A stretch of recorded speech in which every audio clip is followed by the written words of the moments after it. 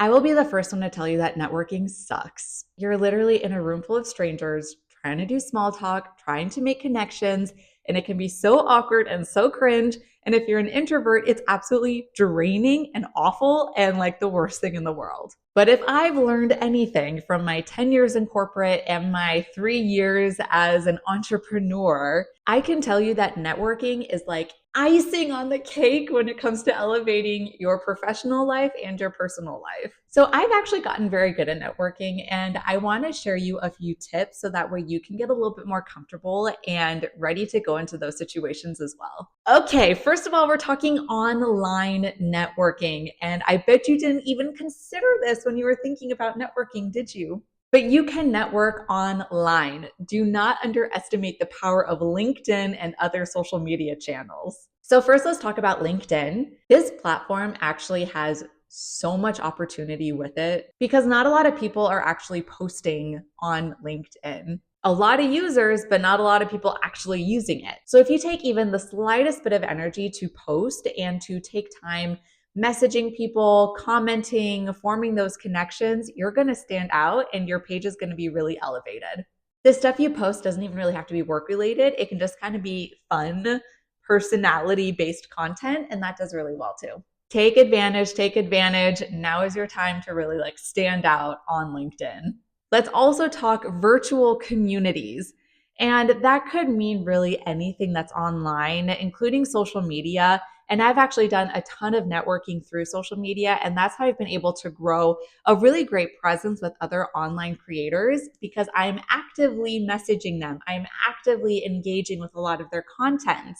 People really use social media as a form of networking now and as a form of getting to know people and make connections and relationships. So don't be afraid to jump on that bandwagon. You don't even have to be like Insta famous to be a part of this. Just be very active in your messaging of accounts. Make your username become known in a positive way. Always be liking, always be commenting, always be supporting, always offer up advice or suggestions if somebody needs help. Get your name known. There's also a ton of other networking opportunities online that are very niche depending on what you're looking for. For example, if you really like plants and having a home garden, I'm sure there are plenty of online communities that you can connect with and form relationships with that are targeted towards those people who enjoy the green thumb plant life. You just have to look for it. And again, the main tip is to be active. All right. You need to be active so people start to recognize your name and start to expect having you as part of the conversation. All right. So let's talk now in-person events. And these are the most scary. These are the most awkward. These are just not a lot of fun. That's a lie. They can be fun. I'm going to prove to you they can be fun. But step number one is to do your homework, okay? Don't go into these events just willy-nilly blind and expect for it to be beneficial. If there's a speaker, research the speaker. If you're able to access the attendee list, maybe do a little stalking and get to know the attendees beforehand. So that way you have background knowledge on what their interests are, what type of topics you should be bringing up in conversation.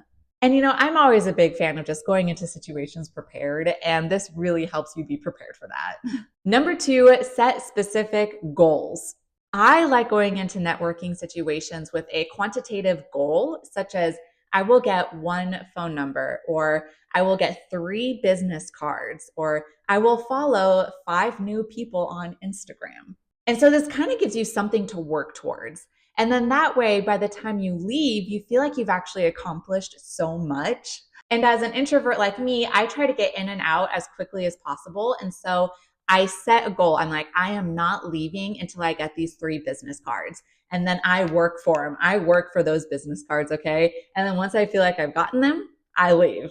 But again, it helps it be productive. It helps to force you to talk to people and to make those connections when you have these goals set. Number 3, have your elevator pitch ready. And I don't mean like an elevator pitch, pitching yourself, but essentially have something you want to talk about ready to go. Have your opening question ready to go. It can be kind of weird inputting yourself into a group of multiple people, but if you find that one outlier or those smaller groups of people, you're typically able to get into the conversation fairly easy. But here are some questions you can ask when you're first starting to get to know somebody. Of course, you want to introduce yourself first, but then you can go into something like, what brings you to this event? How do you know the host? How long have you lived in the city you're in? How did you hear about this event? Is this your first time at an event like this? Or you could go a little bit deeper and say something like, what's a project you've been working on recently? Or what have you been excited about recently? Have you read any books that have truly impacted your life? What are some challenges you're working through right now? The key is to have those open-ended questions to really get them talking and opening up. And speaking of talking and opening up, that leads to the next tip is to get them talking. This is such a duh piece of advice, but something that people forget all the time, especially if you're somebody who talks when they're nervous. You just talk and talk and talk and talk. No, stop. Stop right now. We are working on active listening and asking questions that get the other person to do the talking. This is a tip that I absolutely love because I don't really like being the one leading the conversation and talking a lot. I would much rather kind of sit back and let them talk and have me be more of like the complimentary, oh, that's so interesting, that type of person. I don't like to be the leader in the conversation. I let the other person do the talking. So if you're like me, this is a great tip for you. And you may be asking like, well, how do I do that? How do I get them to keep talking and talking and talking? And essentially, all you want to do is ask questions, okay? Don't really talk a lot about yourself. If you give a little piece of information about yourself, follow it up with a question that directs it back to them. I also learned this trick recently where essentially you repeat what they said back to them after they're done talking. So it could look something like this. The person says, oh, I've lived in Austin for 5 years. And you say, oh, 5 years? And they say, yeah, 5 years. I moved here from Chicago because of my job. You say, oh, you moved because of your job? Yeah, my job, I'm at Google now, yada, yada. Oh, you're at Google. Yeah, I'm at Google and I do this thing, yada, yada, yada. You see how it just kind of like preps them to keep talking and talking and talking about their topic and keeps the light shining on them. That is the goal. And honestly, by the end of the day, they feel like they had a really great conversation with you and they'd be like, wow, that was a great conversation, even though it's purely them talking. That's the goal, okay? The next tip is to go into it faking it. Yes, fake it. Fake it till you make it. Fake it to yourself, fake it to them. Essentially, you need to view your life as a movie, and you are the main star. What does the main star do? They're acting. It's their movie, right? That's what you need to do, act. Now, I'm not saying you need to be like deceiving people or be disingenuous or lead them astray or anything like that. What I'm saying is you can act like you're really excited to be at this networking event. You can act like you're super interested in their cat. You can act like networking is no big deal. You can act like you're not an introvert, okay? There is so much power in being able to act a certain way. You know what I'm getting at though? It's like the same concept of manifestation where you're already acting like you have the perfect partner or you're already acting like you're a millionaire and all those pieces just start to fall into place. That's kind of what you're doing here. You're essentially tricking your brain into thinking that you actually want to be there and you're actually interested in learning about these people. And to be honest, when I go into it with that mentality, I actually end up enjoying it quite a bit. Like it actually works, y'all, I promise.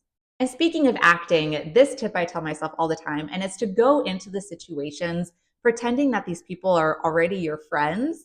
And so that alleviates a lot of pressure to have to like prove yourself.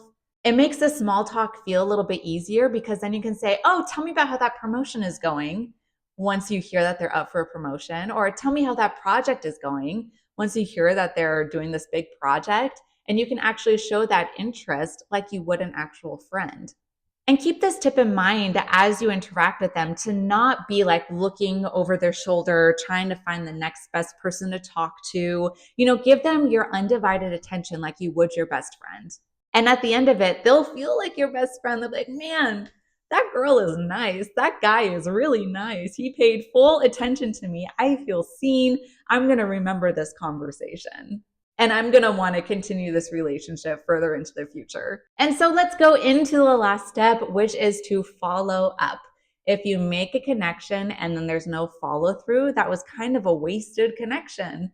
because you're building these connections for the opportunity that it presents, okay? So you can send an email, you can invite them out to coffee, you can connect with them on social media or LinkedIn and then be like very regularly interacting with their content or sending them things you might think they're interested in. Remember that you don't have to become like besties with this person, but you do need to stay on their radar so that way if there's an opportunity that fits with your needs, you're the first person that they think of. Or if you need a mentor in the future and you think this person would be really great for that, it's not awkward reaching out, asking for advice or help because you've already established that rapport and that connection. And then I guess a little bonus tip is to just go into these things with confidence, just believing in yourself and just know that you are a very valuable person with a lot of valuable information and knowledge and skills and connections. In your head, you should be like, man, these people should connect with me because I'm awesome. Like, have that confidence. It's okay. Just make sure you go into it practicing, practice, practice, practice. Go to as many networking events as you possibly can. And I promise it'll get easier and it'll be a lot more fun. You got this. Let me know which tip resonated with you and let me know if there are any other networking tips that you think other people should know.